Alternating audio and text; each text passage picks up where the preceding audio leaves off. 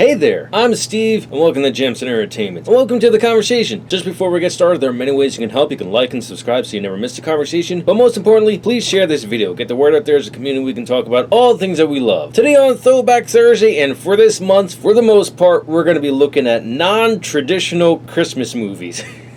Starting with Die Hard.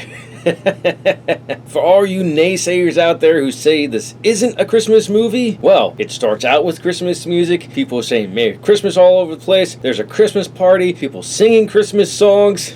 This central location where this takes place has Christmas decorations all over it, Christmas jokes made left and right. This, in my opinion, is the best non-traditional Christmas movie out there. Starring Bruce Willis, Alan Rickman, Reginald VelJohnson, Bonnie Bedelia, and Paul Gleason. The story starts off with the main character, John McClane, played by Bruce Willis, on his way from New York to LA. He is a New York City police officer, and his wife works in corporate America, and she got a big promotion, which moved her out to LA. The whole subplot with them is that John is more of a traditionalist when it comes to marriage, that he's the sole breadwinner. He doesn't mind his wife working, but that's his personal story arc in this. Him coming to terms with that and maturing and ultimately supporting his wife. That doesn't really spoil anything, because it's not him wrestling with that issue the entire movie. No. Shortly after he gets there, he walks into the Christmas party, and everyone is having their chips and their dips and their little drinks and everything like that, and everything's nice and fun, and then boom! Hostage situation / heist.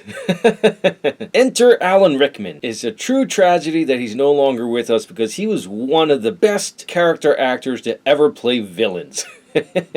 He's playing Hans Gruber. He's loving every second of this role. But John isn't with the crowd when this happens. He's off by himself, relaxing after his flight, and he picks up on the fact that he needs to do something. He can't just go in there because he'll probably just die. So it becomes a one-man guerrilla warfare against a dozen or so terrorists. Bruce Willis is the first actor to surprise the 80s, Michael Keaton being the second. Both of them comedians, and both of them thrown into action roles, and everyone was like, really? These guys? And this movie sets Bruce Willis to be an iconic action hero. From what I hear, Bruce Willis did sitcoms in the 80s. I've never actually seen any of them, but I would like to see them just for the contrast between the two types of acting styles. You can definitely see that he uses his comedic style to some extent in here, because he has a bunch of one-liners. This movie is very quotable, and some of them I can't say on here because I try to keep this as family-friendly as possible. I'll put up a GIF, but you know which one I'm talking about if you've seen the movie before.